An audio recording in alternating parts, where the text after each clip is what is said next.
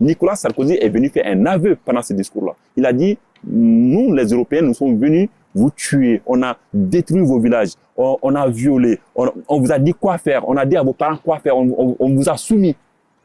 Quand quelqu'un avoue un crime, il y a une victime, il y a un coupable. Donc, qu'est-ce qui reste? La réparation.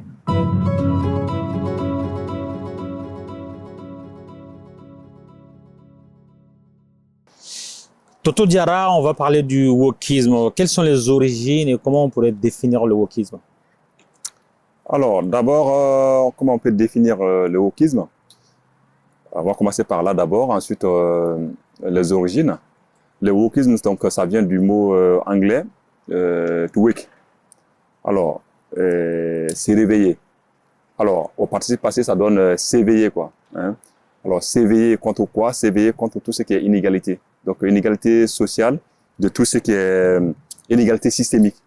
Hein? On peut parler de la race, on peut parler du genre, on peut parler de l'orientation sexuelle, et ainsi de suite, quoi. Alors, maintenant, ses origines, c'est depuis le 19e siècle, pendant la ségrégation raciale aux États-Unis. Donc, ça a été fait pour qu'on s'éveille, pour qu'on se rende compte de la discrimination dont subissaient les Noirs à l'époque, en fait. Hein. Donc, voilà l'origine du wokisme et ce que ça veut dire. S'éveiller contre tout ce qui est discrimination raciale d'abord. Et après, maintenant, on verra avec l'évolution ce que ça implique maintenant. Quels sont les vecteurs de diffusion du wokisme aujourd'hui? Où est-ce qu'on pourrait géolocaliser le wokisme? Alors, les vecteurs du wokisme, il y a beaucoup de formes, parce que les réseaux sociaux déjà, parce qu'en fait, il y a des manifestations du féminisme, par exemple, des hommes politiques qui en parlent à la télé, et aussi des intellectuels qui ont fait des bouquins là-dessus. Hein. Donc ça, c'est des vecteurs de diffusion, en fait, du wokisme. Alors, maintenant, les personnalités qui en ont fait, enfin, l'extrême, on va dire, des groupements politiques comme l'extrême droite ou bien même l'extrême gauche. Sandrine Rousseau, je peux la considérer, hein, donc elle est écologiste, je peux la considérer comme extrême gauche ou bien de la gauche au moins. Donc c'est eux qui en ont fait en fait un cheval de bataille. Donc quand ils passent à la télé, ils en parlent. Donc du coup, donc la télé devient un vecteur dans ces cas-là. Les masses médias, les réseaux sociaux. Et aussi, donc tout ce qui est MeToo, Balance ton port, les féministes, les fémènes, en fait, tout ça, ça a contribué à les faire découvrir, à les faire sortir, en fait, dépoussiérer. Après que ça s'était éteint à la fin de la ségrégation raciale, on n'en parlait pas beaucoup. Mais avec la lutte des droits des femmes, ça a commencé à sortir. Donc du coup, en fait, les télés s'en ont emparé, les masses médias et tout le reste. Voilà. Le racisme, hein, si on prend la France ou même les États-Unis, le racisme a ses influenceurs. En France, on peut penser à Éric Zemmour, on peut penser à la famille Le Pen. Est-ce qu'il y a des figures qui pourraient être considérées comme étant les influenceurs du wokisme à l'échelle européenne ou même planétaire aujourd'hui? Oui, et là, c'est ça qui est problématique en fait. Parce qu'en fait, tu vas trouver le wokisme à gauche comme à droite, au centre comme à l'extrême droite, comme à l'extrême gauche aussi. Parce que le wokisme à la base, c'est d'abord la ségrégation raciale, comme je viens de le dire, sauf que c'est rentré dans d'autres domaines. C'est-à-dire que donc tout ce qui est discrimination, à partir du moment où tu te sens discriminé, tu fais du wokisme en fait. Je m'éveille contre celui qui me domine. Je m'éveille contre celui qui m'écrase. C'est ça en fait. Donc dire par exemple, je vais aller un peu plus loin comme exemple, dire que l'homme est le chef de famille. Ah ben non, parce qu'en fait, c'est devenu homophobe. Parce que dire qu'une famille est un homme et une femme et des enfants, non. Et étant donné qu'en Europe, maintenant, on peut dire qu'un homme et un homme peuvent former une famille. Donc, du coup, le fait de dire qu'un homme est chef de famille devient discriminant c'est homophobe. Dire que, par exemple, le phallus, donc, excusez-moi le terme, mais c'est ça, en fait, que le phallisme est l'organe reproducteur de l'homme, non, c'est transphobe. Alors, dire que représenter un monument d'un négrier, par exemple, donc pendant la traite négrière, donc faire le monument à l'honneur d'un négrier, donc ça aussi, c'est du wokisme quelque part. On s'éveille contre ces monuments-là. Donc quelque part, donc tout le monde est concerné. À partir du moment où tu t'éveilles contre une discrimination, ça peut être juste comme ça peut être injuste. Ça, c'est du wokisme à la base. Donc du coup, c'est C'est un bric-à-brac, en fait. Tout le monde se retrouve là-dedans, tout le monde est contre, tout le monde est pour. Toi tu fais ta lutte pour, contre le racisme, l'autre, il est fait parce qu'il est LGBTQIA+, ben, vous n'avez pas les mêmes luttes, mais vous faites du wokisme. Est-ce que vous avez une lutte commune? Je ne sais pas. Sans être complotiste, est-ce que il y a des gens qui tirent les ficelles du wokisme et quel est leur but recherché finalement sur le plan social? Bah alors, ça va être de la spéculation ou de l'analyse. On va dire que ça arrange certains, que ça part dans tous les sens. Alors, quand on parle de la mondialisation, on parle de ordre mondial, un nouvel ordre mondial, ben, du coup, en fait, ça contribue un peu à l'éveil vers ça. Donc, tout le monde se trouve à lutter parce que le but, c'est ça. Que tout le monde fasse la même lutte. Donc, ça devient plus facile de contrôler dans ces cas-là. Mais si tout le monde tire dans ce sens, lui, il tire dans ce sens, lui, il tire dans l'autre sens, lui, il tire vers l'arrière, celui-là, on ne sait plus. Donc, ça ouvre beaucoup de fronts. Mais si on unifie tout le monde, du coup, c'est plus facile de le contrer. Mais il faut savoir que le wokisme, quelque part, maintenant, ça a dérivé, on va dire, ça a brillé de son sens fondamental. C'est devenu un packaging de la démocratie. Donc, ça vient des États-Unis, c'est eux qui l'ont lancé. La France, l'Europe, l'Occident s'en est emparé. Donc, du coup, le packaging démocratique, maintenant, veut que tout le monde soit dans les mêmes trucs. C'est les valeurs occidentales qui répondent à l'hégémonie américaine. Parce que toutes les grandes sociétés, les grandes civilisations veulent laisser une trace. Les Américains, ils vont laisser quoi? Ils vont laisser la démocratie, comme l'islam, enfin, comme les Arabes, la conquête arabe ou les conquêtes arabes ont laissé l'islam. Comme les conquêtes européennes ont laissé en héritage le christianisme. Comme, on va dire, la civilisation égyptienne a laissé comme héritage le Dieu unique, hein, donc un seul Dieu, et puis les pharaons, et ainsi de suite. C'est ça, en fait. Donc, les Américains veulent laisser une culture qui est la démocratie, et dans la démocratie, tu as le wokisme. Donc, on réclame ses droits. S'éveiller face à sa discrimination. Quelles sont les projections qu'on pourrait avoir sur le continent africain? Alors, déjà, en fait, on fait du wokisme en Afrique sans se rendre compte, mais c'est beaucoup plus lent qu'en Europe. Alors, le fait de demander, par exemple, on va faire l'adulto. Je m'excuse de temps, ceux qui sont les handicapés, hein, les personnes à handicap. Alors, quelque part, c'est une discrimination systémique parce qu'ils sont nés soit sans jambes, soit sans vue.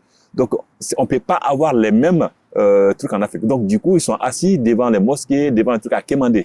Donc, quelque part, ils veulent accéder au même statut que nous, qui ont les deux jambes, deux vues, tout. Donc, ça, c'est du wokisme, mais ils en ont même pas la conscience. Bon, il faut leur dire peut-être ça. Mais nous, est-ce qu'ils en ont besoin? Nous, on peut les aider parce qu'on a d'autres mécanismes pour les aider, parce qu'on le fait. On leur donne des trucs, mais ils méritent mieux, hein, évidemment. Moi, je préfère qu'ils méritent mieux, ou je pense qu'ils méritent mieux que de leur donner des sacrifices, des trucs de gauche à droite. Mais le wokisme, c'est ça. Tout ce qui est discrimination, tout ce qui est injustice, quelque part, c'est du wokisme. Si les Africains venaient à adopter le wokisme comme ça se fait un peu en Occident, quelles pourraient être les conséquences sur les luttes de masse? Waouh, les révoltes.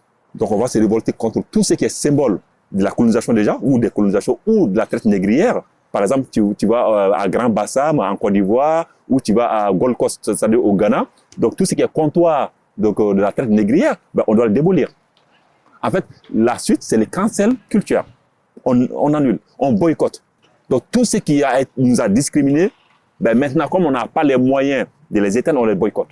Par exemple, aux Antilles, donc je me rappelle que à la suite des mouvements MeToo, tout ça, ça a pris de l'ampleur. Ils ont commencé à démonter les statues, les monuments qui étaient dédiés à l'époque au Béké.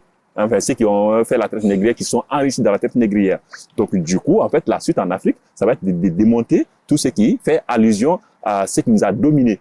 Donc, tu vas, par exemple, à Ségou, au bord du fleuve, ils ont fait un monument à l'hommage à Faidherbe. Je ne suis pas très sûr, mais je pense que c'est Faidherbe là-bas.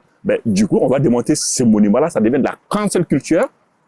La mairie de Ségou l'a fait en hommage à quelqu'un, peut-être parce qu'il pense qu'il a contribué à l'essor de la ville de Ségou. Mais en réalité, il y en a qui vont se sentir transgressés. Moi, personnellement, je vais me sentir transgressé par le monument de quelqu'un qui m'a soumis ou qui a soumis mes ancêtres.